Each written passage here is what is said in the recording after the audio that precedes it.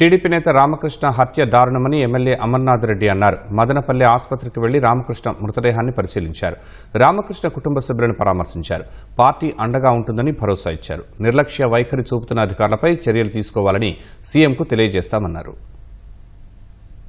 రామకృష్ణ అనేటువంటి తెలుగుదేశం పార్టీ కార్యకర్తలు ఆ గ్రామంలో ఉండేటువంటి నాయకులను దారుణంగా హత్య చేయడం, వైఎస్ఆర్సీపీకి సంబంధించినటువంటి నాయకులు హత్య చేయడం, ఆ ఊరిలో వాళ్ళు పెత్తనం చెలాయించేదానికోసం ఏ రోజైతే తెలుగుదేశం అధికారంలోకి వచ్చిందో ఆ రోజు నుంచి కూడా కంటిన్యూస్గా అతను హింసిస్తూ ఉన్నారు. గత వైసీపీ హయాంలో ఎవరైతే పోలీసులు ఆ పోలీస్ స్టేషన్లో వైసీపీ నాయకులకు ఆ రోజు అడుగులకు మడుగులు ఎక్కినటువంటి కింద స్థాయి అధికారులు ఉన్నారో ఈ రోజు కూడా ఉన్నారు.